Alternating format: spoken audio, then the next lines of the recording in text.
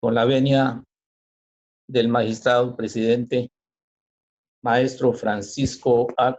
Ordóñez, les damos la más cordial bienvenida a esta sesión del programa de cursos que nos imparte la Sala Regional Jalapa del Tribunal Electoral del Poder Judicial de la Federación, en coordinación con nuestro Tribunal Electoral.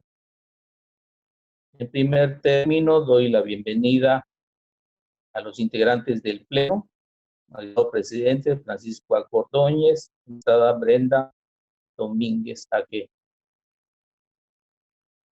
Y también doy la bienvenida a las y los señores consejeros del Instituto Electoral del Estado de Campeche, que tienen la gentileza de acompañarnos el día de hoy, así como al personal de dicho instituto, que nos ha estado acompañando y nos acompaña este día de manera virtual. También doy la bienvenida en nombre del Pleno a los integrantes, servidoras y servidores públicos del Tribunal Electoral del Estado de Campeche y al público en general que nos hace el favor de contactarnos el día de hoy de manera virtual. Continuando, por lo tanto, con esta serie de cursos, de este programa o seminario denominado Criterios para la Protección de los Derechos Humanos, el día de hoy abordaremos el tema denominado Criterios en favor de grupos vulnerables. Para lo anterior, me permito dar la bienvenida muy calurosamente en nombre del Pleno y de todos los integrantes del tribunal y demás compañeros que nos acompañan el día de hoy, al maestro Enrique Martel Chávez, quien nos impartirá este tema denominado Criterios en favor de los grupos vulnerables. Y para lo anterior, me permito leer una síntesis curricular del maestro Enrique Martel Chávez. El maestro Enrique obtuvo el título de licenciado en Derecho en 1986 por la Facultad de Derecho de la Universidad Juárez del Estado de Durango, de donde es originario. Fue abogado litigante en diversas materias hasta el año 1996. Ingresó al Tribunal Electoral del Poder Judicial de la Federación con el cargo de secretario de Estudio y Cuenta en la Sala Regional Jalapa para el proceso electoral federal 1996-1997. Ha sido además profesor investigador especializado en materia electoral y secretario instructor en diversas etapas de 1997 a 2006, tanto en la Sala Regional Jalapa como en la Sala Regional Guadalajara del mismo Tribunal Federal. En estos lapsos ha cursado diversos diplomados y especialidades, así como participado e impartido diversos cursos en la materia electoral y otras materias afines. De 2001 a 2002, cursó estudios de maestría en Derecho Constitucional y Amparo en la Universidad de Jalapa, en coordinación con la Universidad Autónoma de Tlaxcala. En 2005, cursó la especialidad en la Secretaría de Juzgado de Distrito y Tribunal de Circuito en el Instituto de la Judicatura Federal. En 2008 y 2009, el maestro Enrique Martel obtuvo el máster sobre Justicia Constitucional y Derecho Electoral impartido por el Tribunal Electoral del Poder Judicial de la Federación en coordinación con la Universidad de Castilla-La Mancha. Se desempeñó como secretario de Estudio y Cuenta en diversas ponencias de la Sala Superior del Tribunal Electoral del Poder Judicial de la Federación del 1 de marzo de 2006 al 31 de diciembre de 2017. Actualmente es secretario de Estudio y Cuenta adscrito a la Sala Regional Jalapa del citado Tribunal Electoral.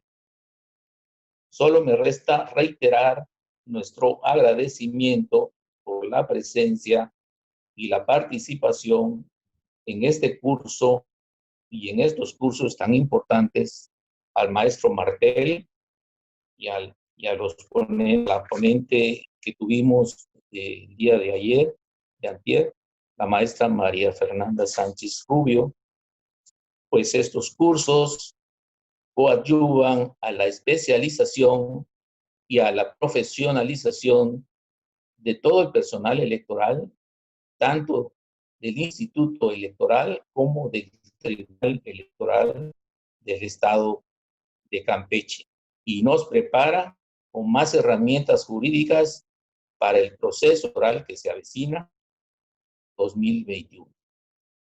Muchas gracias. Agradezco al maestro Enrique Martel Chávez su participación el día de hoy.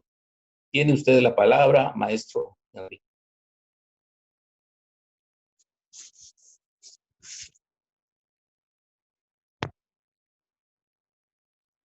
Maestro, no se escucha.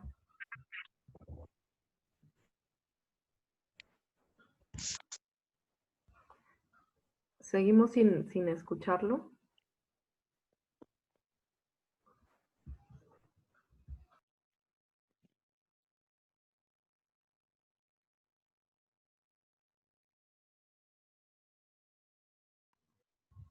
No, no lo escuchamos.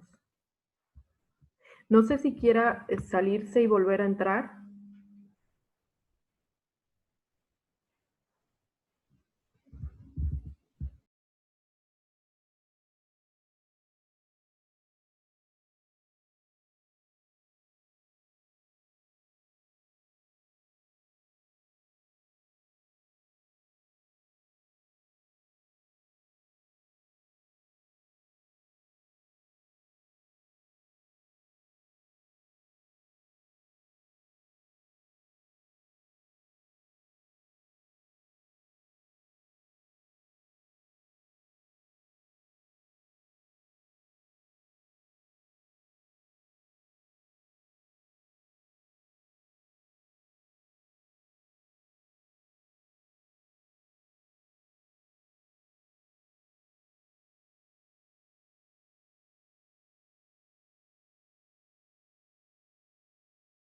Maestro, no lo escuchamos. No sé si hay alguien de sistemas que nos pueda apoyar. Y maestra Cintia, igual le estaba yo diciendo que mejor que salga, exactamente, y que vuelva a entrar.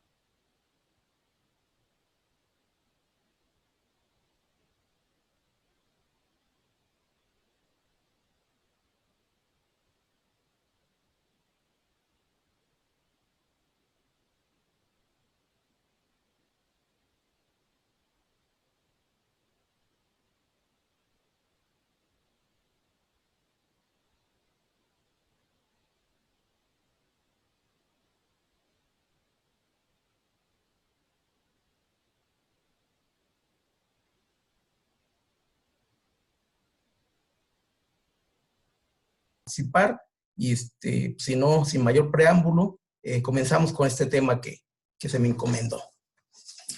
En realidad el tema criterios en favor de grupos vulnerables es muy sugestivo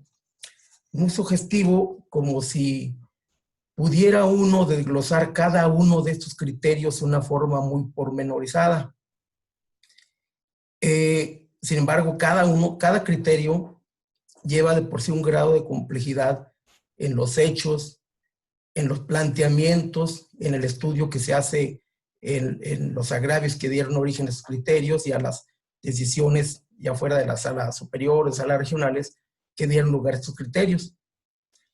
Yo consideré aquí una cuestión importante, iniciar con cómo llegamos a estos criterios, cómo iniciamos y cómo vamos tejiendo esta madeja jurisprudencial de criterios en favor de grupos vulnerables.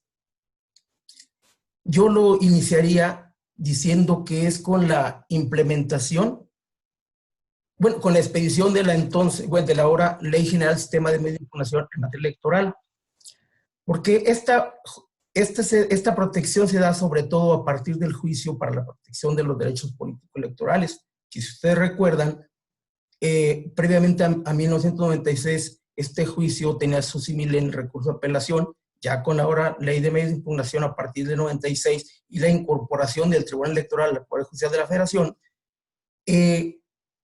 se da un símil como del juicio de amparo indirecto, pero en materia electoral. Incluso, no sé si ya algunos que les tocó en ese tiempo incorporarse a la materia, encontramos esa similitud de protección en amparo, la protección de la justicia federal y ahora la protección de los derechos político-electorales del ciudadano, pero ya más ampliado que en el anterior recurso de apelación. Ahora derecho de votar, de ser votado, de afiliación, de asociación, se fue ampliando la gama de derechos que todavía en 1996 era muy limitada. Bueno, pero yo esta circunstancia de la implementación del juicio por la protección de los derechos políticos del ciudadano, ahora juicio ciudadano, mejor conocido, lo vinculo muy propiamente con la suplencia de la mención deficiente de los agravios. Es decir, ¿por qué? Yo recuerdo en 2001 me invitaron a participar en un curso en Oaxaca y por allí una persona preguntó qué pasaba con el juicio ciudadano respecto de temas indígenas, de personas indígenas. Y el criterio en ese tiempo era la improcedencia del juicio ciudadano contra de ese tipo de determinaciones relacionadas con asuntos indígenas. Yo por ahí me atreví a comentar que bueno, que la promoción de los derechos, la exigencia de los derechos no tiene ningún límite, que es precisamente esta circunstancia la que ha dado esa apertura a los criterios ahora en favor de grupos vulnerables, pero yo me acuerdo comienza con esta situación en materia indígena.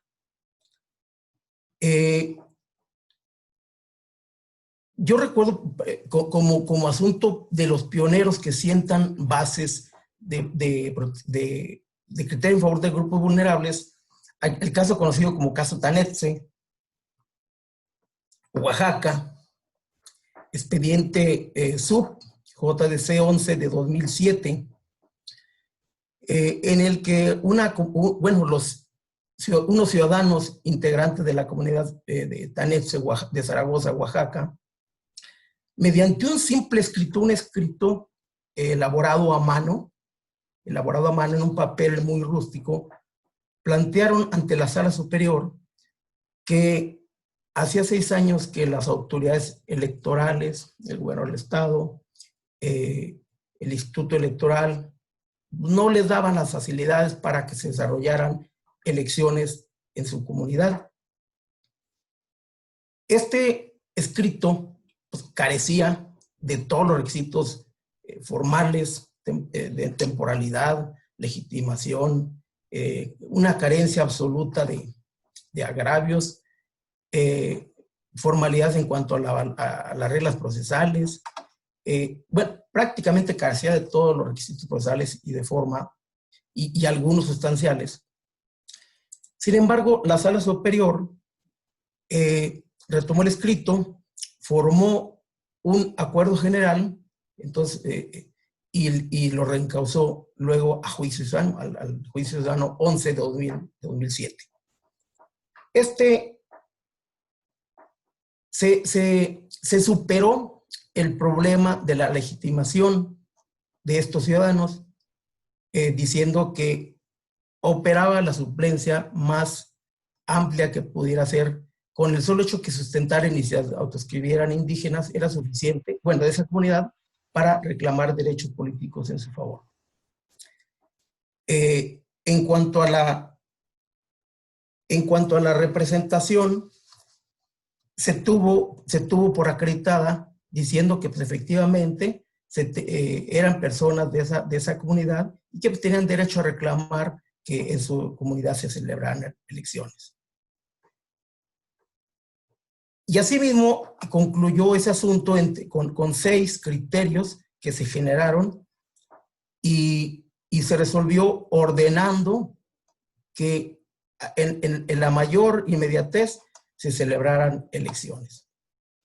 Fíjense que, ¿y por qué tomo este asunto como origen?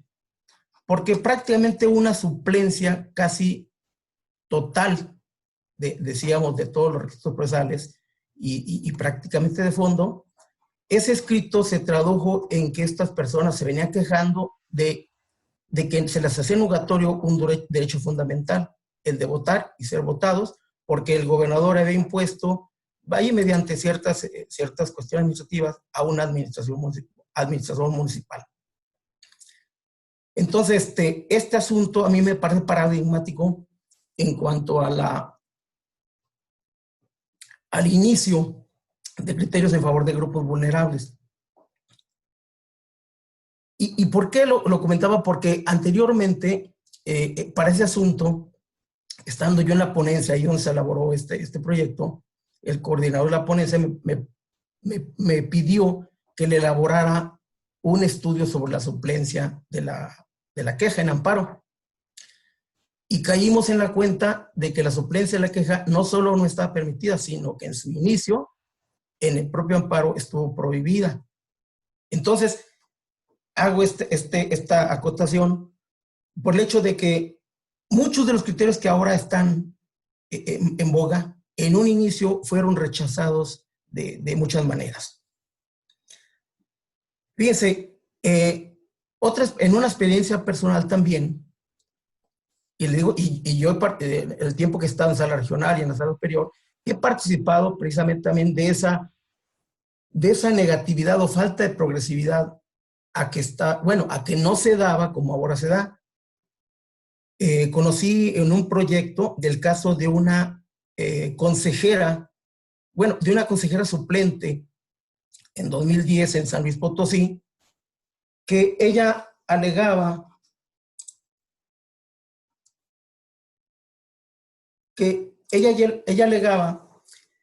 se llamaba María del Carmen Arbarán, que era consejera suplente del Consejo Electoral de San Luis Potosí, e impugnó que se llamara a un consejero hombre en sustitución de una consejera que había sido destituida por faltas. Y entonces, conforme a la ley de San Luis Potosí, debía garantizarse que no prevaleciera más del 70% de consejeros de un mismo género. Yo, por supuesto, que bajo la interpretación tradicional, propuse que ante la ausencia definitiva de algunos consejeros propietarios tendría que llamarse a quien ocupara el primer lugar de la lista de consejeros suplentes, sin atender a cuestiones de género. ¿Sí? El proyecto se me rechaza, ¿sí? Porque ya en ese tiempo ya empezaba a entrar en boga en sala superior la explosión y la potencialización de los derechos humanos. Sin embargo, ya me ordenan que haga un nuevo proyecto en el que diga que la interpretación literal de ese precepto que no atendiera a género alguno, haría nugatoria una regla que también estaba contenida en el artículo 61 de la Ley Electoral de San Luis Potosí, que disponía que en todo caso, que disponía que también se diera armonía a la equidad de género. Y entonces esta consejera era quien ocupaba el primer orden del género femenino en la lista de suplentes. Entonces, a esta persona era quien debería llamarse para ocupar el cargo de consejera propietaria, con independencia de que hubieran sido uno o varios consejeros de género masculino en orden preferente. Fíjense,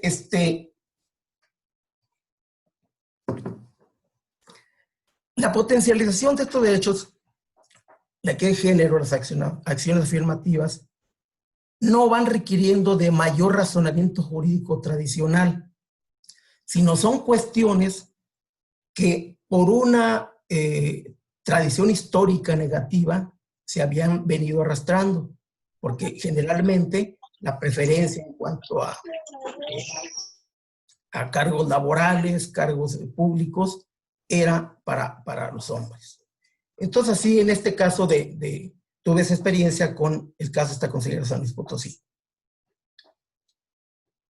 Fíjense que derivado de este desliz que tuve yo en el proyecto inicial que se me encomendó, me invitaron para que fuera a dar una plática al INMujeres. Ya en INMujeres, pues me documenté un poquito ahí en los poquitos días que tuve para documentarme. Y uno de los temas que planteé era que en ese tiempo, si era un 51% de mujeres a nivel nacional frente a un 49% aproximado de hombres, ¿por qué todavía podíamos atender, conforme a la legislación electoral local en ese tiempo, a cuotas de género? En ese tiempo se hablaba de cuotas de género 70-30,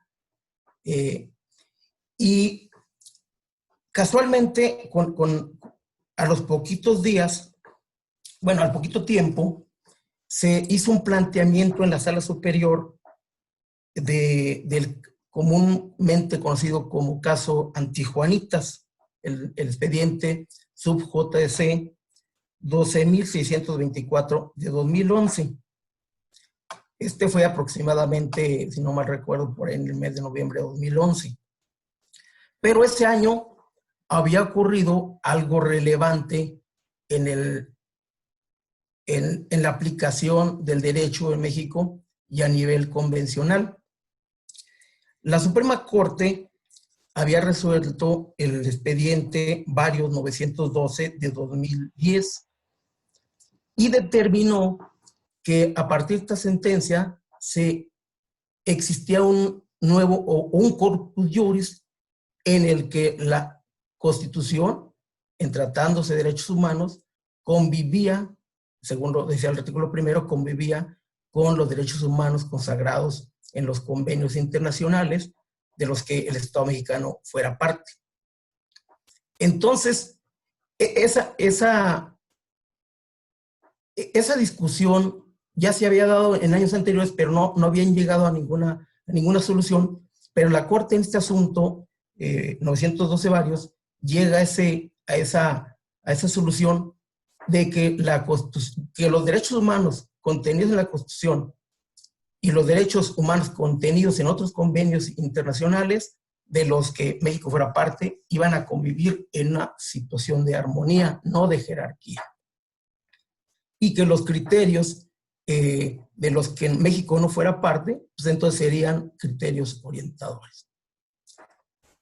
Sigue avanzando todavía esta discusión en cuanto a la jerarquía del orden internacional de los derechos humanos en México. Y en el mismo 2011, la Suprema Corte resuelve en la contradicción de criterios 293-2011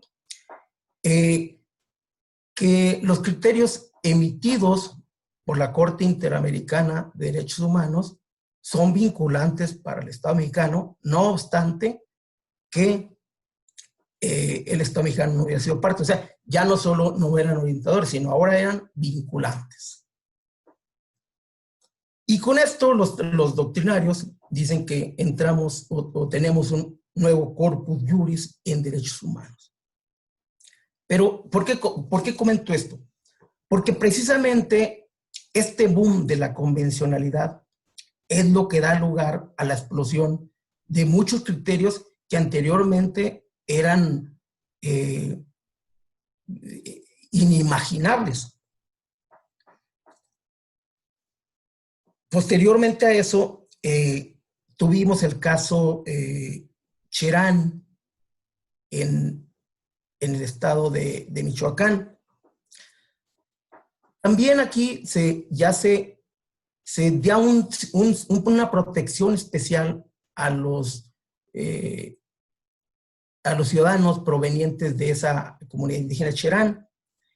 Ellos, en una situación, en su municipio eran electos las autoridades por el sistema constitucional. Sin embargo, ellos consideraban que al ser de extracción indígena y tener todo su arraigo de costumbres indígenas, ellos estaban en el derecho constitucional y convencional de cambiar a un sistema de usos y costumbres indígenas. Aquí lo interesante de este asunto es el tema de la consulta. En este asunto,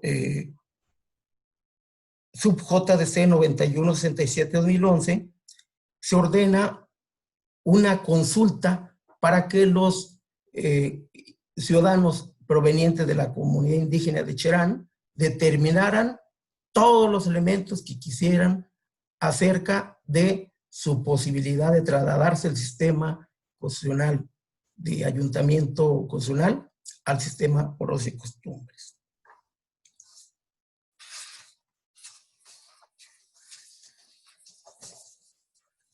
Este es un segundo precedente. Fíjense, luego así van transcurriendo esta potencialización de los derechos humanos vía convencionalidad y vía constitucionalidad, y surgen, ya derivado de aquel caso antijuanitas, las acciones afirmativas.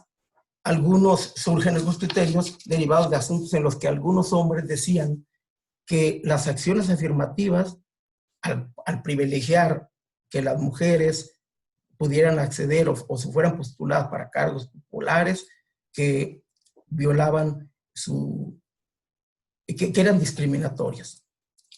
La Sala Superior emite criterios en el que se sostiene que no, que porque tienen sustento en un principio constitucional y convencionalidad de igualdad material. O sea, no solo sustantivo, sino material, ya no solo formal, sino también material. Y así se van integrando para estas acciones afirmativas, acciones afirmativas de jóvenes en partidos, acciones afirmativas indígenas, acciones afirmativas de mujeres, ya no solo en la postulación de candidaturas, sino para ocupar cargos populares a través de la paridad de género y los sistemas de acción afirmativas. Otro asunto que quiero comentar también, que tiene mucha relación con criterios que sustentan en protección a grupos vulnerables, es el caso de la entonces candidata a gobernadora por Tlaxcala, Lorena Cuellar. Esta candidata, pierde la elección en 2016, interpone diversos medios de impugnación que llegan a la Sala Superior, pero en uno de ellos, en el expediente 1706, hace valer, entre aproximadamente eran como 26, 27 puntos de agravio. En el punto número 20, hace valer o aduce la nulidad de la elección en Tlaxcala, aduciendo que se le denigró, se le denostó, que se le avergonzó con la difusión en redes sociales de un video intitulado Lorena Cuéllar baila al ritmo de la delincuencia. Y se le vinculaba con diversos políticos a los que de una manera u otra se las había relacionado también con actos delictivos. Aquí se llegó a la conclusión, bueno, prácticamente fue el único agravio que se declaró fundado en relación con que efectivamente había existido violencia política de género en contra de ella. Se calculó el tiempo, se calculaba el número de impactos que pudiera haber tenido ese video difundido en el que se le aprecia bailando aparentemente ahí en un mitin, mientras se sobreponen textos alusivos a personajes y hechos vinculados a la delincuencia. La Sala Superior otorgó en ese momento medidas de protección. Ahora es muy común ya escucharlo, pero en 2016 otorgó medidas de protección a fin de que esos videos fueran bajados o se buscara la liga o el proveedor del servicio de internet de la red para que fueran bajadas del sistema.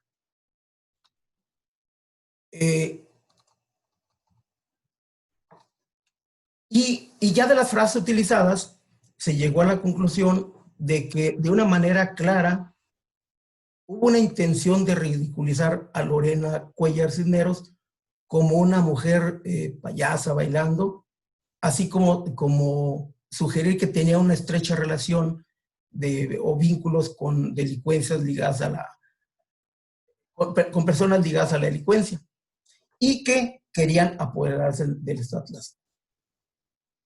Pero fíjense, sin embargo,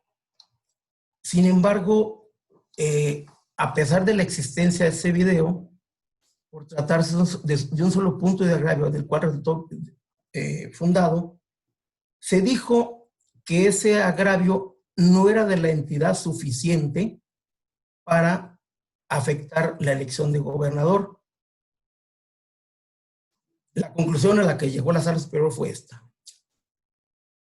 Lorena Cuéllar Cisneros fue vulnerada en su condición de persona, mujer y candidata a un cargo de elección popular, pues las fases ridiculizantes de menosprecio, de indignación y calumnia, Lorena baila al ritmo de la delincuencia, conllevan en sí mismo una carga discriminatoria como mujer que tuvo por objeto o resultado menoscabar o anular el reconocimiento en el ámbito de una contienda electoral. Pero aquí está lo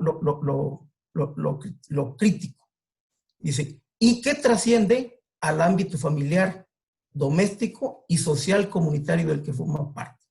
Bueno, ¿y qué pasó con la elección de la cual ella aducía la nulidad? Porque no era un hecho aislado, o sea, no era un video aislado, sino eran muchos otros motivos de agravio que había aducido. ¿Y por qué lo digo? Fíjense, porque luego, vamos a dejar aquí este punto, fíjense, entonces solo se dijo que tuvo un impacto en el ámbito familiar, doméstico y social comunitario del que forma parte. Al mes siguiente, o a los poquitos días, ella promovió un incidente en el que aducía otro tipo de violencia que se seguía ejerciendo en contra de ella. Ese incidente se declaró infundado y se negaron las medidas cautelares diciendo que, fíjense, les va a sonar mucho a lo que está ocurriendo ahorita, que ella no había asumido la carga de la prueba en demostrar los hechos que atribuía a las personas que supuestamente ejercían violencia política de género. Fíjense, esos dos puntos me voy a trasladar a estos días. La Sala Superior, en días recientes, al resolver el recurso de reconciliación 133, revocó una sentencia de la Sala Regional Jalapa en la que nos aplicó el criterio de la reversión de la carga de la prueba. ¿Sí? Esta revisión de la carga de la prueba, pues ya se las explicó la maestra Fernanda, pero esencialmente consiste en que no pretendamos que una persona víctima o un grupo vulnerable, y sobre todo en tratado de violencia política de género, no pretendamos que nos demuestre con pruebas fehacientes, testimonios, todas las pruebas tradicionales, la violencia que se ejerce en contra de ella. ¿Por qué? Esto se había venido diciendo desde mucho, de que se trata, por lo general, de hechos de realización oculta, y que si no son hechos de realización oculta, se ocultan precisamente para no dejar evidencias o para tratar de borrar las evidencias de esta violencia. Entonces, fíjense qué contraste en aquel asunto que dijimos, sí, a ver, la candidata a gobernadora fue víctima de violencia política de género, porque se le quedó demostrado que lo hacían porque era una mujer que no podía ser gobernadora de Tlaxcala, y aparte le atribuían que estaba ligada y quería apoderarse de Tlaxcala. Le niegan medidas cautelares en el incidente siguiente. Fíjense, y entonces ahora la Sala Superior nos revoca en un afán ya muy progresista en relación con 2016 de cómo debe tratarse, cómo debe tomarse las pruebas provenientes de la parte afectada por violencia política de género.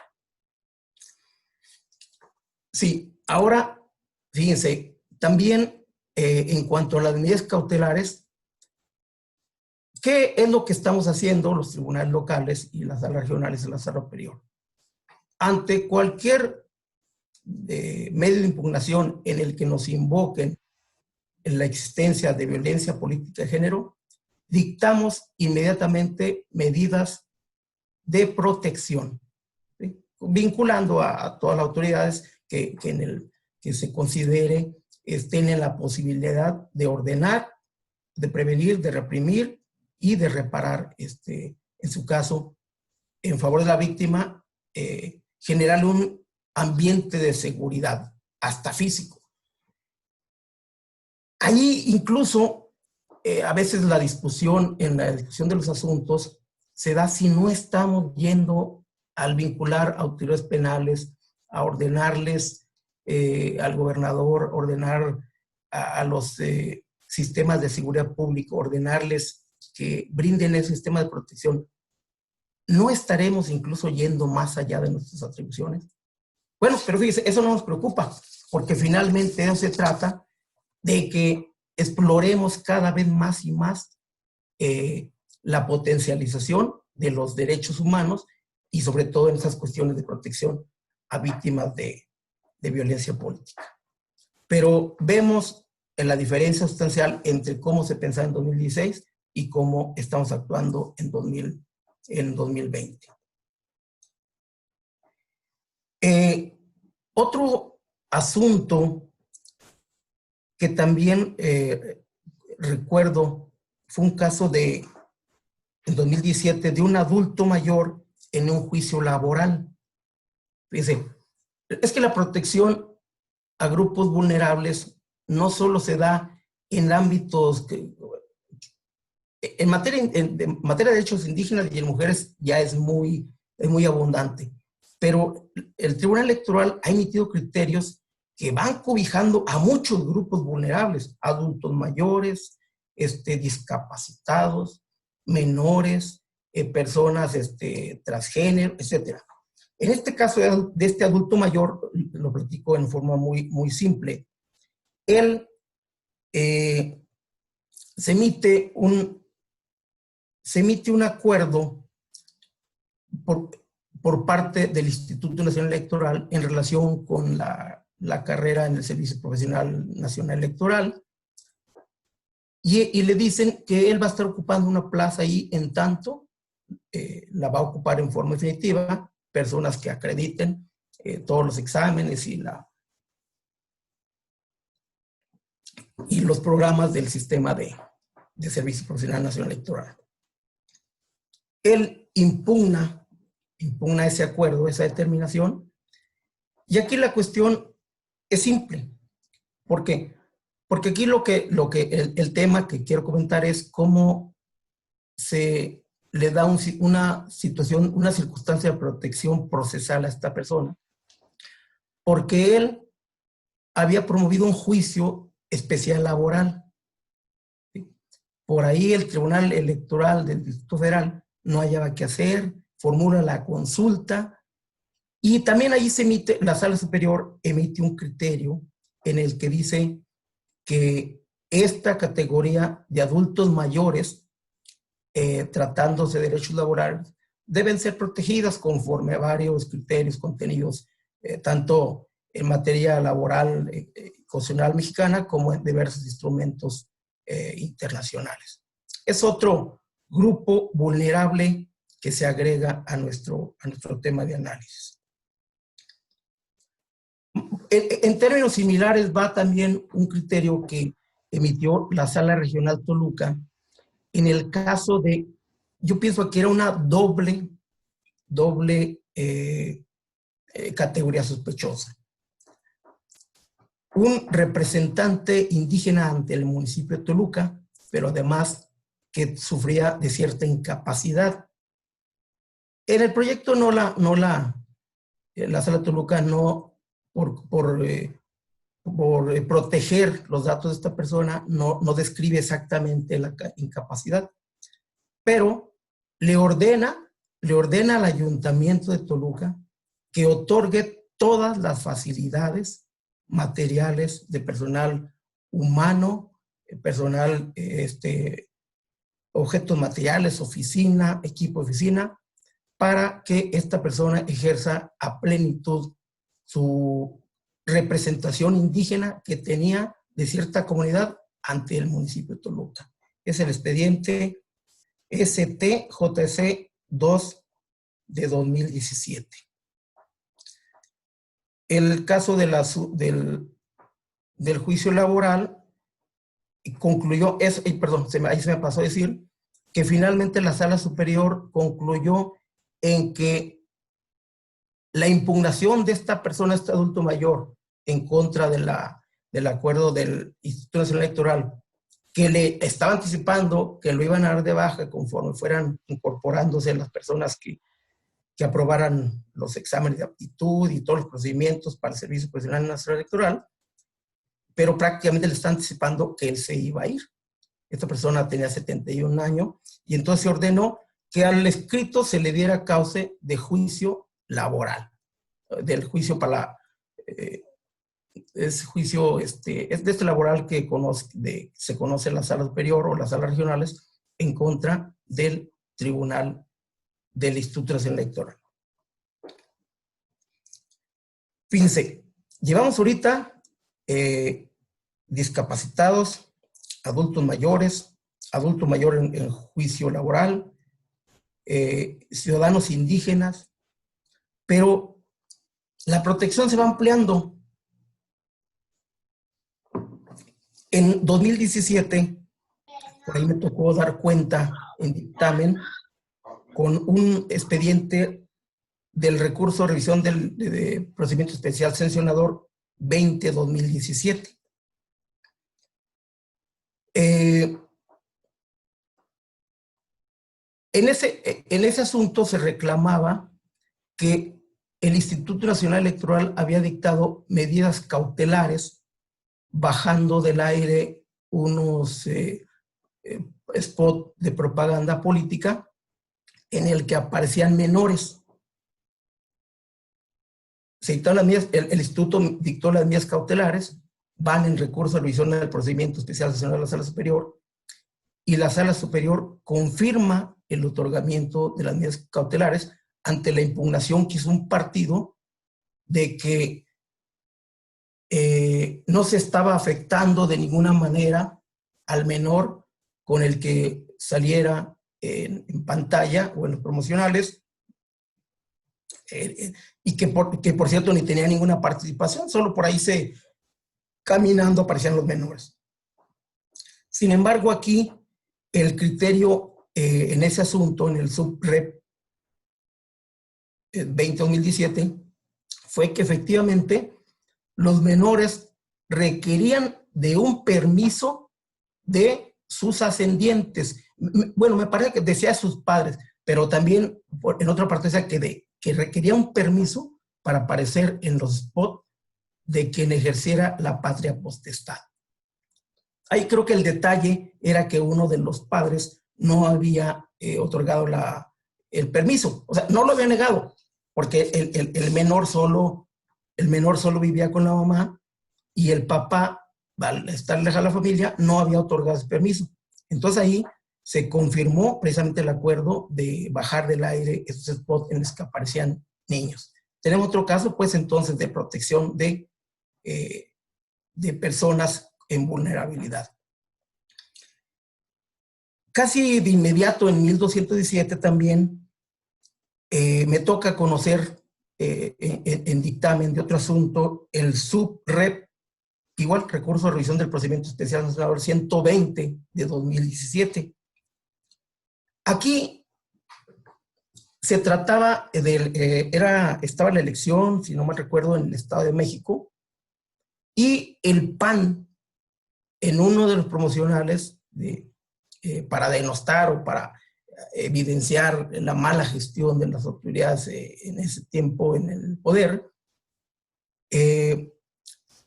subió al aire un promocional en el que iba una señora en su coche manejando, y en la parte posterior, que no se veía sino que por el ruido que se generó con el promocional, supone uno que iba una niña atrás del asiento de atrás del coche. Ese spot le denominaron cristalazo. ¿Qué es lo que pasa? Que supuestamente el spot indica que cuando llega al semáforo el coche con la señora manejando y la niña atrás, un asaltante, una persona, un delincuente, le rompe el cristal para asaltarlos. Aquí, ¿qué pasó? También aducían que se está utilizando la imagen de menores en circunstancias pues, que no eran adecuadas para su edad, para su inocencia de niño, y que aun cuando fueran actores, incluso tampoco se les debía exponer de esa manera porque les generaba pues, conciencia de violencia y sobre todo si se trataba de spot. En este caso, la Sala Superior confirma,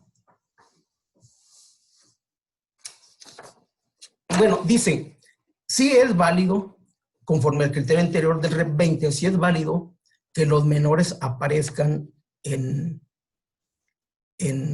promocionales de radio y televisión o de lo que sea, pero deben tener la autorización de los padres.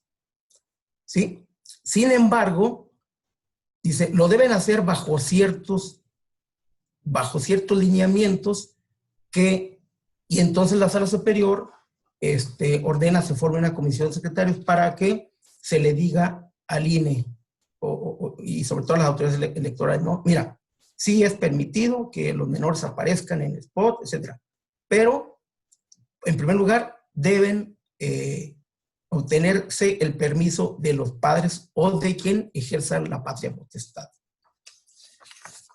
Y dicta varios lineamientos.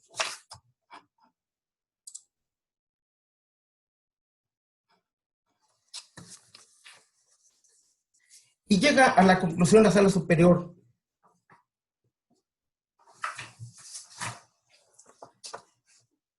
diciendo, el comité de radio y televisión debe implementar en el ámbito de su competencia una metodología consultando especialistas en la protección de los derechos de la infancia que permita a los partidos cumplir con sus obligaciones. Que conste que las niñas y niños que participan en la producción de los promocionales fueron debidamente informados respecto al contexto en que se utilizará el promocional, explicándoles claramente cómo será utilizada su imagen y en qué consistirá su participación. Y ya, entre otros lineamientos, se dice que se utilicen formatos únicos en los que las preguntas esencialmente no fueran dirigidas, en las que las preguntas, los formatos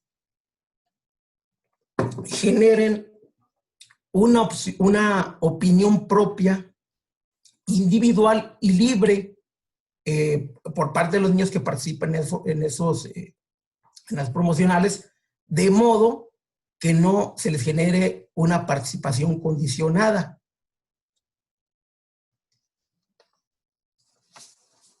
Y entonces se emiten estos lineamientos que hasta la fecha, con posterioridad a ese asunto Red 120, se ordenó ya que incluso también ya donde aparezcan menores en promocionales, su imagen sea difuminada o de modo que no se evidencie su persona, su personalidad. Bueno, ya agregamos aquí un grupo protegido, un grupo vulnerable, los menores, niños, niñas y adolescentes, hasta los 18 años de edad. Fíjense, también en 2017 me tocó proyectar un expediente, la sentencia, un expediente sub JDC 114 de 2017.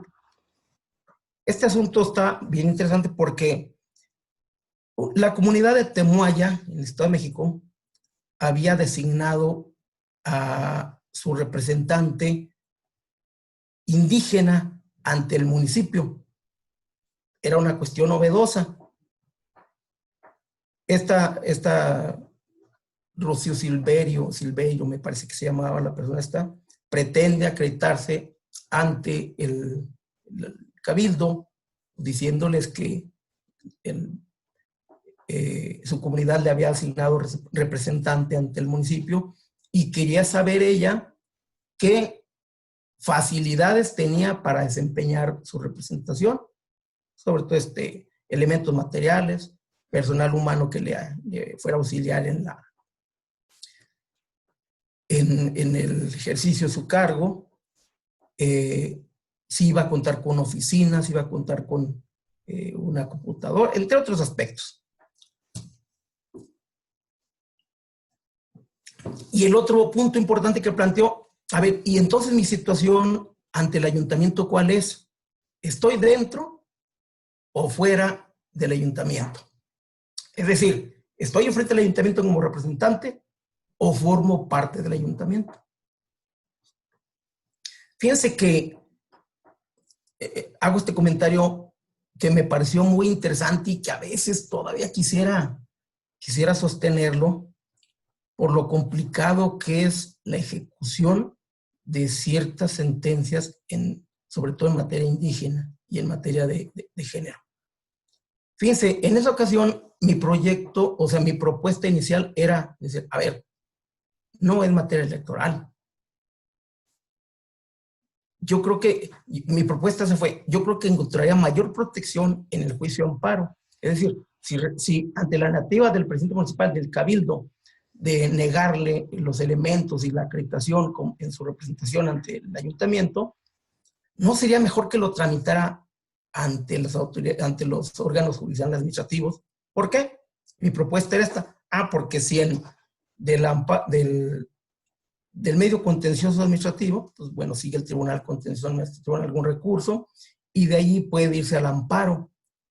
Y en amparo, si llegan a otorgar la protección de la justicia federal, si le otorgan la suspensión definitiva, entonces las autoridades, en términos del artículo 107 constitucional, están vinculadas con ese procedimiento que tiene la Corte de que en caso de un juez, cualquier autoridad contumaz que no acate una sentencia de amparo, puede ser destituida de inmediato y consignada ante las autoridades penales. Esa fue mi propuesta. Pero ahí ya peloteando, como se dice comúnmente, el asunto, los agravios con los compañeros, dicen, pero es que el derecho está consagrado en el artículo 2º constitucional en términos de representación indígena, y la representación indica derecho electoral. Bueno, ya analizando en esos términos, y así como me fue ordenado, elaboré el proyecto en el que una propuesta inicial, bueno, pues era efectivamente, ¿no?, que ya su representación indígena estaba acreditada ante el Ayuntamiento de Moaya, que tenía derecho a que se le otorgaran elementos materiales, personales, humanos, un sueldo que iba a percibir, una dieta, una compensación que iba a percibir quincenal o mensualmente. Se le destinó un espacio se ordenaba que se le destinara un espacio donde desempeñar sus funciones. Y el problema, en una votación de 4 contra 3 de los magistrados del Tribunal Superior, el proyecto inicial decía, bueno, tratando de potencializar los derechos humanos, decían, bueno, a ver, es que, ¿qué pasa con esto ahora de tu representación? ¿La ejerces en el ayuntamiento o ante el ayuntamiento? Es decir, ¿solo representas a tu comunidad ante el ayuntamiento o tienes esa representación similar a las que tienen los regidores en el ayuntamiento? En una votación dividida es el expediente, decíamos el JDC 114 al superior 2017, 3 de los magistrados de la posición minoritaria estuvieron de acuerdo en que sí fuera, que se considerara que tenía voz y voto en el cabildo, en las sesiones de cabildo, que tenía voz y voto en el cabildo. Sin embargo, la posición mayoritaria, que fue a la que yo le elaboré el proyecto, se llegó a la conclusión de que sí tenía voz en las sesiones de cabildo para ser escuchado, todos sus planteamientos en beneficio de su comunidad, pero no voto. Fueron 2 asuntos que salieron en esa misma sesión. Bueno.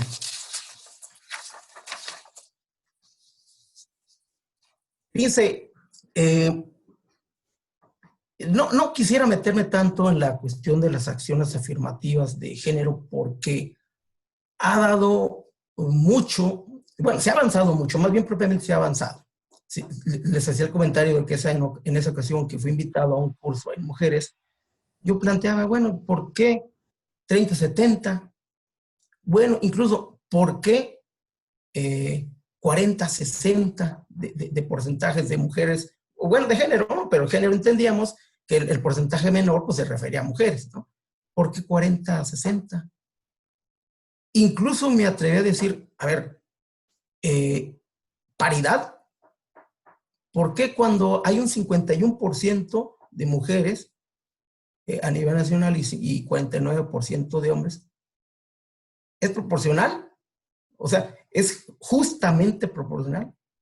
Y fíjense que parece que ya veníamos pensando un poquito en potencializar las acciones afirmativas. ¿Por qué? Porque efectivamente, ¿no? En el caso de Antijuanitas, pues ya se pone un límite y se hacen respetar cuando menos las cuotas de género. Pero a base de criterios de las salas superiores a las regionales, se ha ido avanzando en el tema de la paridad de género.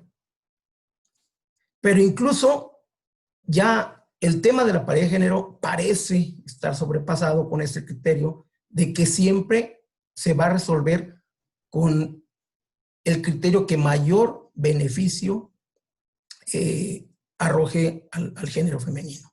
¿Para qué? Pues precisamente porque venimos de acciones afirmativas,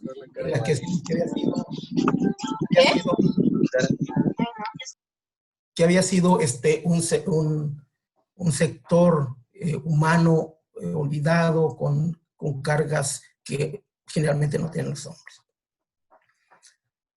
Pero fíjense, ahí actualmente pues ya está también estos criterios relacionados con cómo atender la verticalidad para las fórmulas, cómo atender a la horizontalidad y a la transversalidad cuando se analizan los bloques de competitividad precisamente para las postulaciones y para hacer lo mejor posible que sea que en realidad lleguen a ejercer los cargos públicos.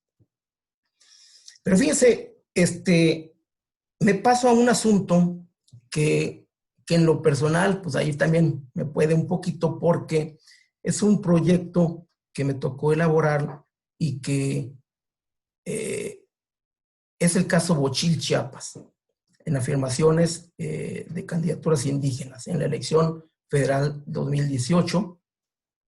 Los datos de que me acuerdo son de que el Instituto Nacional Electoral, el Consejo General del Instituto Nacional Electoral, emitió un acuerdo en el que se iban, en 11 distritos, los partidos políticos tenían que promover candidaturas de personas provenientes de comunidades indígenas. Alguien por ahí impugnó por cuestiones, unas procesales y otras de fondo, y la Sala Superior resolvió, no, que no eran 11, sino que eran 13. Bueno, así quedó, ¿no? Más o menos los datos de este asunto, caso Bochil. Pues resulta que en la elección federal de 2018, en el Distrito Electoral Federal Bochil, Chiapas, efectivamente iba postulada un candidato de extracción de comunidades indígenas, postulado por el Partido Verde Ecologista de México. Postulado, se llega el día de la elección, pero un día previo a la elección lo sustituyen. Lo sustituye una persona que después ya en el expediente quedó hecho constar que se trataba de un funcionario del primer nivel de gobierno en el estado de Chiapas, una persona que no había nacido en Bochil, que su credencial de elector era de por allá de la frontera, no recuerdo el municipio, que no pertenecía ni siquiera al distrito de Bochil, que tenía estudios en las máximas escuelas en el país, que se trataba de los grupos políticos de mayor relevancia, no solo de Chiapas, sino a nivel nacional. Total, en el expediente del juicio de inconformidad 22 y acumulado 23 de 2018, hicimos un análisis en el que decíamos, mira, y además quien te está impugnando, porque lo impugnaba un partido de mujeres del local en Chiapas. Mira, además, fíjate lo que nos están haciendo llegar como prueba. A ver, tú te vienes acreditando aquí como originario, como ejidatario e indígena de Chiapas, ¿sí? ¿Y quién te pide esa constancia?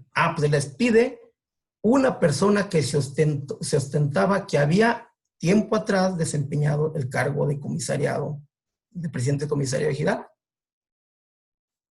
Bueno, pero nos acompañaba también cierta documentación en la que decía, mira, oye, no obstante que para acreditar que según esto pertenece al Distrito Electoral Federal de Bochil, Chiapas, mira, sin embargo, el actual comisariado ejidal nos pide una constancia en la que dice que esta otra persona nunca ha sido comisariado, o sea, es decir, el que pide la constancia. Y además, que esta persona postulada por el Partido Verde tampoco es indígena ni es ejidatario. Bueno, ahí lamentablemente, nosotros, aquí el proyecto que propuse fue y se aprobó por mayoría fue que efectivamente esta persona no entraba dentro de la acción afirmativa indígena y que por tanto no podía desempeñar el cargo de diputado federal. Iba a decir lamentablemente, pero no. La Sala Superior, al conocer el recurso de reconsideración,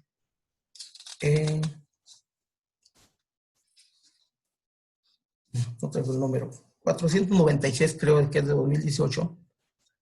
Fíjense, hizo una valoración de la prueba ahí medio rara, bueno, es la superioridad, ¿no?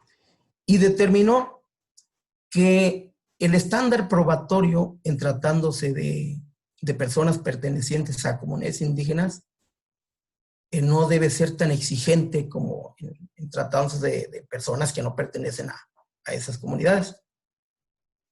Y dijo, además, una constancia expedida por la actual comisaría ejidal que niega que el comisario ejidal expidió la anterior constancia, pues no puede ser desvirtuada por la autoascripción indígena. El hecho de que se autoescriba como indígena, eso le da derecho a esta persona a ser postulada por el distrito de Bochil, Chiapas. Yo me atrevo a decir aquí, porque fue un proyecto que yo elaboré, que elaboré con otros compañeros, y que fue aprobado por la Sala Regional Jalapa, pero, a ver, no estamos excediendo, así como dice la Sala Superior, no estamos excediendo ese criterio de autoascripción indígena, porque el expediente había constancias que se trataba de una persona, incluso con caudal económico, era secretario, me parece que de una cuestión relacionada en economía o hacienda, había sido secretario del entonces gobernador de Chiapas en 2018, 2017, 2018. No había nacido, su credencial no pertenecía al distrito electoral de Bochil. Su acta de nacimiento pertenecía a un distrito de la frontera de Chiapas. Las constancias de sus estudios, los hechos notorios que tuvimos por dados aquí en la sentencia, daban cuenta de una persona que ninguna vinculación tenía con ninguna parte del distrito electoral de Bochil, Chiapas.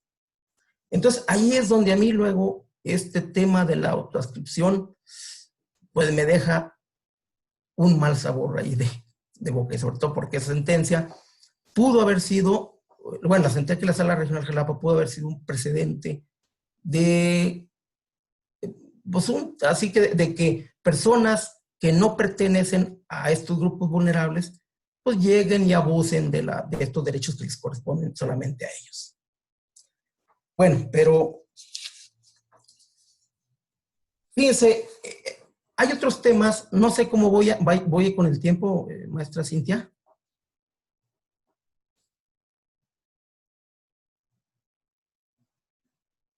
Vamos bien, atendiendo a un poco el retraso que tuvimos al inicio.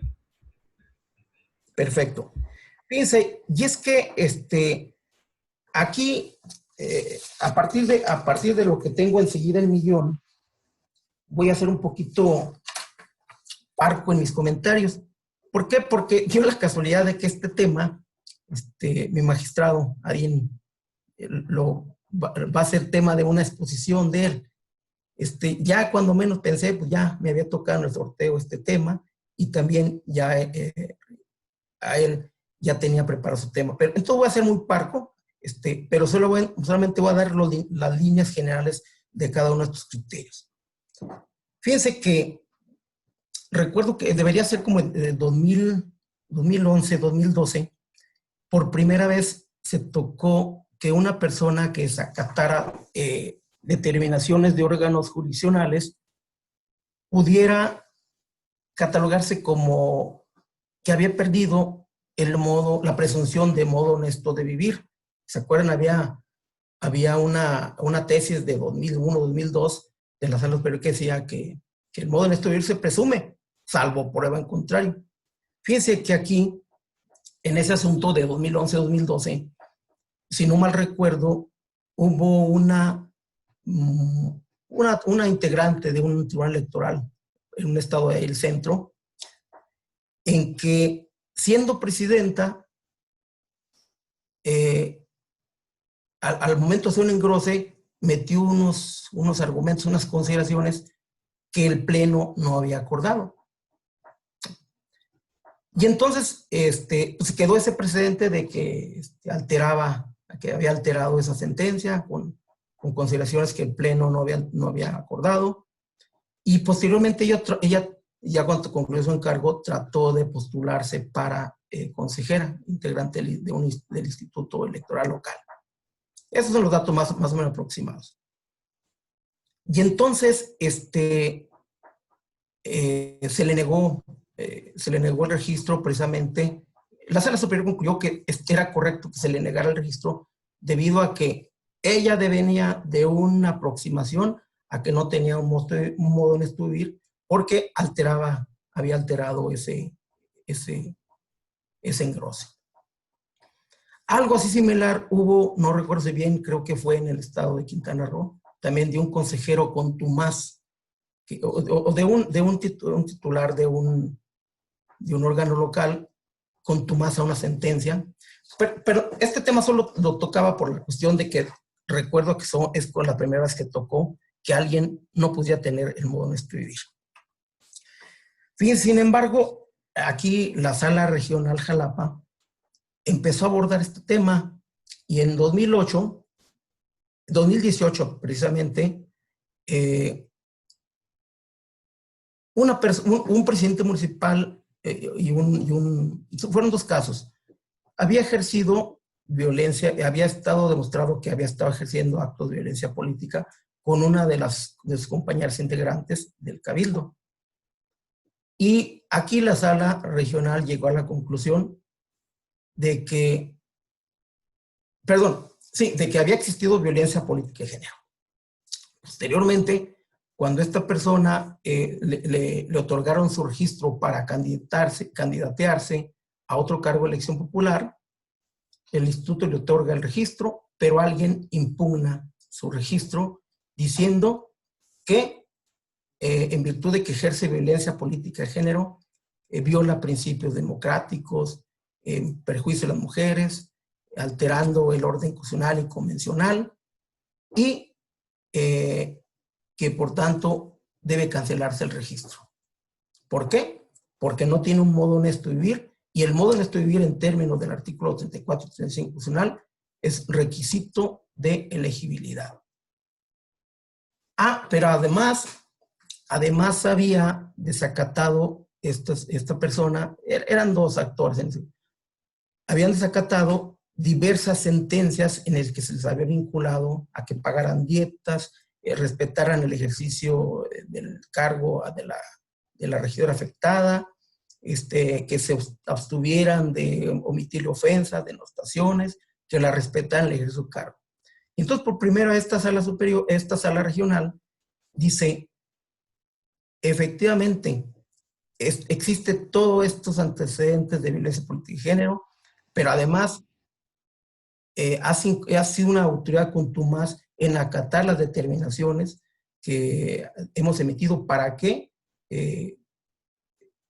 facilites el ejercicio del cargo a esta persona.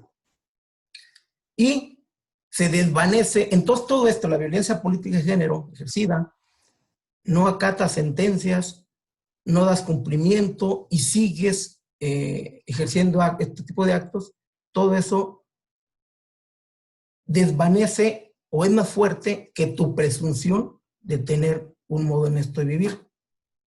Por tanto, incumples con los requisitos constitucionales exigidos para poderte postular a otro cargo. Se canceló el registro, se le dio de baja.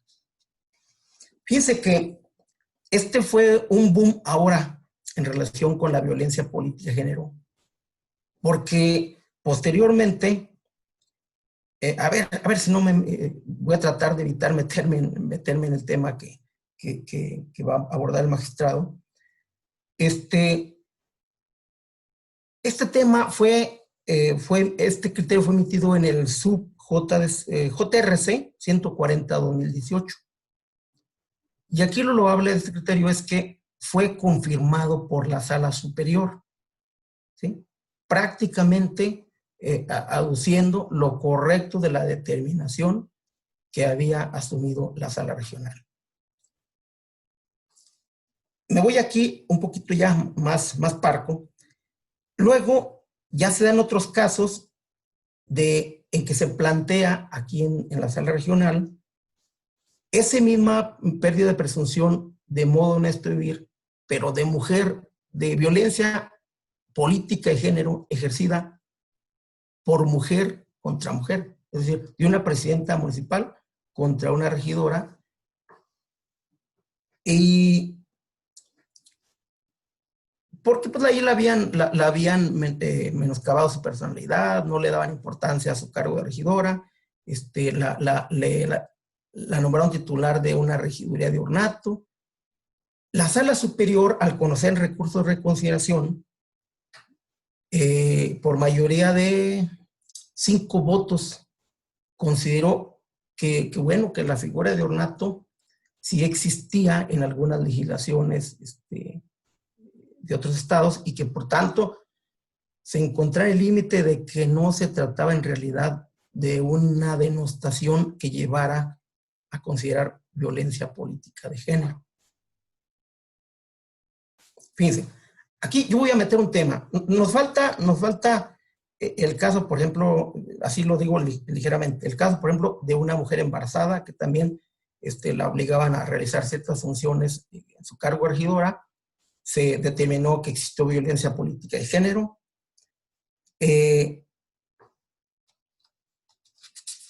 caso de un adulto mayor también, que por su calidad de adulto mayor, y otra mujer en su calidad de mujer y adulta mayor, pues se había ejercido violencia política de género. Pero eludo estos temas, digo, porque pues eso va a ser materia de una exposición del magistrado. Pero yo aquí traigo un prurito en un expediente que me tocó proyectar. Viene una regidora aduciendo que se ejerce violencia política de género contra ella. ¿Por qué? Porque en el trienio pasado ella había desempeñado otra función, creo que había sido síndica, y en el actual es regidora. Que en el trienio pasado el presidente municipal y los demás, bueno, algunos regidores y el síndico y otros habían ejercido violencia política de género. ¿Por qué? Porque no le habían pagado sus dietas. Y efectivamente está demostrado que no le pagan sus dietas en forma normal. Y había una acumulación de juicios que finalmente aquí resolvimos y que ordenamos que les pagaran sus dietas en una forma, organizamos el asunto para que les fuera pagado sus dietas. Pero en un asunto, ella viene diciendo, es que el actual cabildo, el actual presidente municipal, el síndico y demás regidores ejercen en mi contra violencia política de género. Uno de los elementos fundamentales de la violencia política de género, que por cierto en el protocolo está como número 1 y en la jurisprudencia de la sala superior está como elemento número 5, se refiere a que los actos, lo relacionado con la violencia política, se dirija a una mujer por ser mujer. Fíjense, pero a mí en este asunto me llamaba la atención que el conflicto del pago de sus dietas y el conflicto del ejercicio de su cargo no lo reclamaba solamente del actual cabildo, sino del anterior también. O sea, a ella se le dejaron pagar desde el anterior trienio sus dietas. Y entonces decía, bueno, podremos determinar que existe violencia política de género en contra de ella, diciendo que esa violencia política de género comenzó desde el ayuntamiento anterior.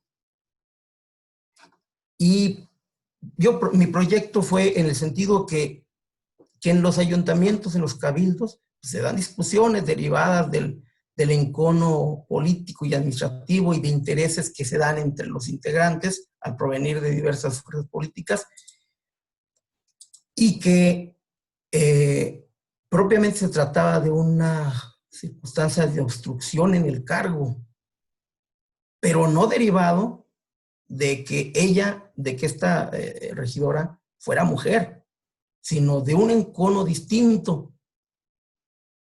Eso ahí, el proyecto pasó y quedó solamente como obstrucción del cargo, pero sin que se acreditara la violencia política de género. Yo estoy preocupado porque ese asunto aproximadamente salió como del mes de julio, y hasta la fecha la Sala Superior se ha ido brincando sesión una tras otra, y hasta el momento no ha resuelto ese subrec 164/2020, en el que, pues bueno, ahí necesariamente se va a hacer esa vinculación de qué tanto la obstrucción del cargo por sí mismo puede llevar a la acreditación de violencia política y género. No sé si continúa con otros casos, maestro, o cómo vamos. Yo creo que vamos a abrir un espacio por si algunas personas quieren hacer pregunta, y ya con eso concluiríamos por el día de hoy. No sé qué le parezca, maestro. Sí, está bien, sí. Les digo, los últimos criterios, pues realmente todo van, ya hay muchos ámbitos de protección de muchas personas vulnerables, menores, adultos mayores, incluso hombres, en los que híjole, pues no te puedo decir que hay violencia política de género, pero sí hay violencia política. Oye, esta obstrucción del cargo llega al grado que se trata de violencia política, pero es que es cada caso concreto, como les digo, son temas que ya los abordarán en nuestra ocasión el magistrado. Sí, a sus órdenes.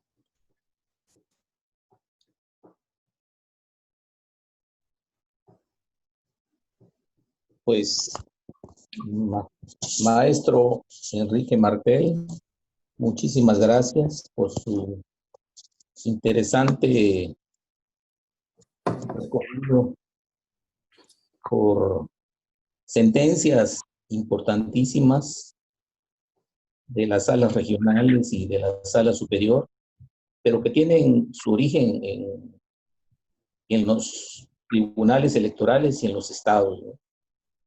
Y que tienen mucho que ver con los asuntos que se ventilan a nivel local. Muchas gracias y muchas felicidades, porque se reconoce su amplio conocimiento de toda esta trayectoria que se ha tenido desde 1996 hasta la fecha en la creación de criterios, acciones afirmativas, sentencias, tesis relevantes para proteger y garantizar los derechos de disímiles grupos vulnerables, ¿no? Yo nunca, por ejemplo, había escuchado el caso de los adultos mayores, no había escuchado ese caso. Entonces es muy amplia la gama de los criterios que ha abordado el tribunal, las salas regionales y la misma sala superior, en cuanto a ir generando criterios favorables a los derechos humanos de las personas discriminadas de estos grupos vulnerables. Yo me dirigiría a nuestros participantes, porque no veo alguna pregunta en el chat. Creo que no hay ninguna pregunta en el chat, pero insistiría en que si tienen alguna pregunta, que abran su micrófono y la hagan directamente a nuestro estimado maestro Enrique Martel. Gracias. Damos un tiempecito para ver si alguien tiene alguna pregunta o alguna opinión al respecto de la excelente exposición del maestro Martel. Entre tanto, si se dan cuenta, yo no elaboré diapositivas porque me sería muy complicado. Como son casos muy prácticos con detalles que reduzco al mínimo precisamente para alcanzar a explicar lo más que se pueda. Solo elaboré traté de hacerlo cronológicamente, una relación de asuntos desde 2007 hasta la actualidad, hasta los últimos que están resolviendo en estos días, en los que se tocan, que se refieren a sentencias y a criterios que refieren la protección a estos grupos vulnerables. Y ahorita, aquí a ver si puedo hacerlo, enviar ese correo para que cuando menos ahí lo tengan de referencia, como dice el magistrado, un adulto mayor, una mujer mayor adulta, un indígena discapacitado, una persona en la materia laboral. Entonces ahorita les envío esa relación cronológica de cómo ha ido decantándose los criterios en esta materia. O se lo mando a la maestra Cintia y ella lo hace llegar. Sí, por favor, me lo manda a mí y yo se los comparto a su vez al tribunal. Muchas gracias, maestra Cintia, maestro Enrique Martel. Si no hubiera entonces ninguna pregunta, yo nada más tenía algo en mente referente a todos estos criterios que ha generado la actividad jurisdiccional de los tribunales, tanto locales como federales. ¿En qué medida se dice, por ejemplo, que la ley también se hace a golpe de sentencia? Pero a veces la ley se retrasa, el aparato legislativo a veces tiene otras prioridades y no incorpora estos nuevos criterios en las leyes. ¿En qué medida se ha generado o se ha incorporado estos avances a favor de los grupos vulnerables en las disposiciones normativas, tanto de los estados como a nivel federal y nacional? Sería mi pregunta, maestro Martel. Y es que realmente las reformas constitucionales, no solo las reformas legales, sino las reformas constitucionales, han ido obedeciendo a estos golpes de jurisprudencia, a estos golpes, a golpes de sentencia. Decíamos, pues teníamos una tradición interpretativa lineal, pero esa era la que teníamos, en las que los derechos se interpretaban de acuerdo con la gramaticalidad y ya haciendo un poquito técnicos con la sistematicidad de los derechos en los ordenamientos legales. Y fíjense que bueno, no me atreví a decirlo por no denostar a otros órganos, pero el Tribunal Electoral, los órganos electorales federales y locales, como decía, en el ámbito local y federal, han ido abriendo puertas en todos los ámbitos de todos los derechos, bueno, nomás con decirlo, si no mal recuerdan, el juicio ciudadano en 1996, cuando se estrena la Ley de Medios de Impugnación en materia electoral, que protegía solamente que le entregaran a uno la credencial de elector o que le corrigieran el registro federal de electores por estar indebidamente incluido. Ya alguno que otros ciudadanos por ahí se reunían para formar alguna asociación, reclamar algo de un partido político, pero a eso sí circunscribía el juicio ciudadano. Actualmente es inimaginable, es abundante la jurisprudencia, son abundantes los juicios, abundantes los temas en protección de los derechos político-electorales, que el juicio no solo se llama así por gracia, sino que esa protección en materia electoral viene a compensar aquella protección en materia electoral que el juicio de amparo no nos daba. ¿Sí? El juicio de amparo en materia electoral siempre ha sido improcedente, pero faltaba esta parte de apertura política, apertura democrática, apertura ciudadana, apertura en los criterios de los derechos en serio, así como varios doctrinarios venían pugnando porque la Constitución no fuera un mero instrumento jerárquico, sino que se le diera un sentido a la Constitución, que es lo que ocurre precisamente en 2011, cuando la constitucionalidad ya tiene que convivir con la convencionalidad, ya es una convivencia del ordenamiento, máximo ordenamiento mexicano con todos los tratados de derechos humanos de que México sea parte. ¿Sí? Entonces, esta reforma constitucional en materia de género de 2020, la de paridad, la indígena en 2002, ha obedecido a estos golpes de sentencia que los tribunales electorales, en sus respectivos ámbitos, han ido decantando y se trata como de ley referenda, acogen los criterios.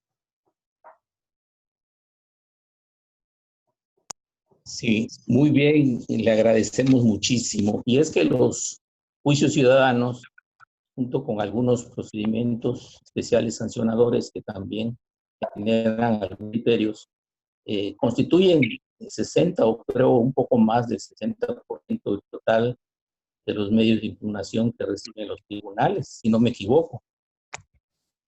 Sí, no tengo ahorita presente la estadística, pero es demasiado la apertura que tenemos. Bueno, no demasiado, sino es abundante, ¿no? Porque nunca va a ser demasiado la potencialización, los criterios que se emitan en materia político-electoral en favor de los ciudadanos. Bueno, pues si no hubiera... no sé si me permiten, por favor, hacer una pregunta. Adelante, magistrado presidente. Muchísimas gracias, muy amable.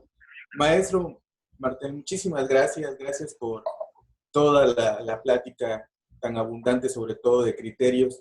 Y quisiera sobre todo preguntarle, fíjese que nosotros en mayo de este año, el legislador avanzó precisamente, como bien significa también mi par, el magistrado Carlos, pues toma en consideración algunos criterios que pues son los más pues, trascendentes e inclusive confecciona y mejora el texto legal local. Me llama mucho sobre todo la atención y me gustaría sobre todo saber desde luego su apreciación, si me lo permitiese, respecto a un apartado que siempre hace el legislador y que a veces nos trae problemas desde la judicatura en la modalidad de interpretación. En un artículo en particular, significa el legislador campechano, textualmente le voy a leer, dice, los partidos políticos procurarán incluir en sus candidaturas a personas con discapacidad o pertenecientes a las comunidades o pueblos indígenas. Ahí es entonces precisamente lo que me gustaría en su interpretación, desde luego, y en su apreciación, saber el piso mínimo entonces el cual nos está significando el legislador campechano. ¿Podría entenderlo inclusive como un deberá o inclusive como una cantidad significativa, en particular uno, y con eso cumplirían los partidos políticos? Sobre todo, le vuelvo a repetir, en la interpretación y sobre todo a través de su experiencia, ¿qué considera y cómo debemos nosotros pues poder interpretar ese tipo de precepto? Por favor, maestro. Fíjese, son dos aspectos los que más o menos yo tocaría. Ese término procurarán también venía en aquel acuerdo que emitió el entonces Instituto Federal Electoral en 2011, en el caso antijuanitas, para la integración de las candidaturas a diputados y senadores. Y la Sala Superior ya en ese expediente 12, JC 12-624, le digo, no, a ver, adelantándose a la época, la Sala Superior dice, no, espérate, los derechos políticos y civiles son de tipo constitucional y convencional. Entonces, ese procurarán debe traducirse en una obligación. ¿Por qué? Porque los derechos fundamentales son mandatos de optimización que deben potencializarse en la mayor medida posible. ¿Sí? Entonces, ¿qué es lo que pasa? Con este cambio de paradigma constitucional de 2011 y con la delimitación de la jerarquía normativa, de la jerarquía de las normas, la Corte y muchos nos metimos en el problema de a ver qué jerarquía tiene ahora la Corte Interamericana sobre los tribunales nacionales. ¿En qué jerarquía se encuentran los tratados internacionales sobre derechos humanos respecto de la Constitución? Y el criterio de la Corte Interamericana, que por cierto ya luego nos fue vinculante para todos los asuntos, fuéramos parte o no, nos dice, no, perdón, y lo asume la Corte, la Suprema Corte de Justicia de la Nación, dice, no nos vamos a meter en problemas de jerarquía, para que no podamos decir, el derecho fundamental solo se encuentra en la Constitución. El derecho fundamental solo se encuentra en el tratado. No, el derecho fundamental lo encontramos ahora en el principio pro persona. Ese tema creo que lo vamos a tocar unos días más, pero a eso se resume ahora lo que antes nosotros nos rasgamos las vestiduras por el tema de la jerarquía normativa. ¿Por dónde encontrábamos el derecho consagrado en su mayor expresión como principio constitucional, como principio convencional? No, el principio pro persona se convierte en el centro de todo el contexto de los derechos fundamentales. ¿Qué quiere decir esto? Que cuando llegamos al desarrollo del test de proporcionalidad, nosotros ya no atendemos a estar comparando normas sobre su jerarquía. Las comparamos solamente en el aspecto formal, si quien las emitió es competente, si cumplió un fin legítimo constitucional, si es idónea, si es necesaria, pero cuando vemos que ya no es posible la armonización, que no se armoniza la norma con el principio, decimos, híjole, bueno, pues sí es constitucional, pero sin embargo aquí, perdón, esta norma es constitucional, pero atiende a una finalidad constitucional. Entonces, ¿qué hago?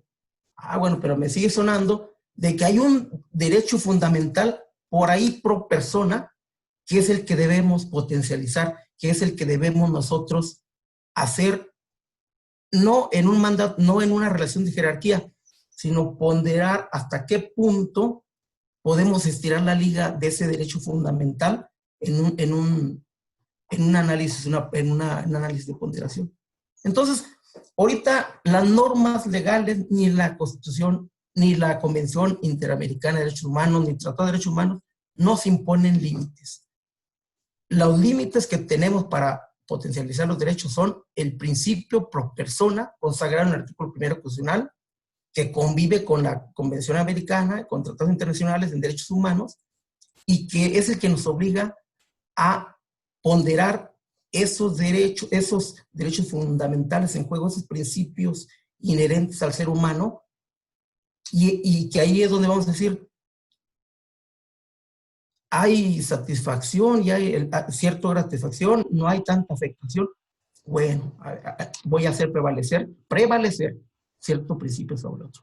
Pero entonces ya nuestro paradigma ya no es el texto legal, ¿no? Son los razonamientos que acompañan a cada una de las posturas para la satisfacción o la afectación al derecho humano como derecho fundamental. Y bueno, y sobre todo que ya teníamos el criterio de 2012 del asunto de las antijuanitas, en la que decíamos, el procurarán, pues no puede tenerse como un texto claro. Más bien son mandatos de optimización, las cuestiones de equidad de género, de cuotas de género.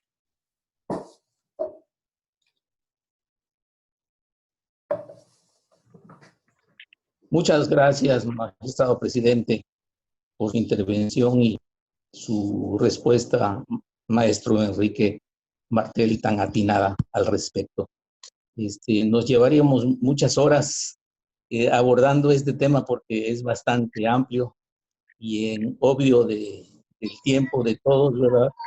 Pues si les parece, si no hay ninguna otra pregunta u opinión al respecto, pues damos por concluido este curso, permitiéndome solamente entregar en nombre del Pleno del Tribunal Electoral del Estado de Campeche un reconocimiento a nuestro estimado maestro Enrique Martel Chávez por impartir el módulo Criterios en favor de grupos vulnerables en el marco de las actividades de capacitación y actualización que realiza el órgano jurisdiccional electoral local en coordinación con la Sala Regional Jalapa del Poder Judicial de la Federación.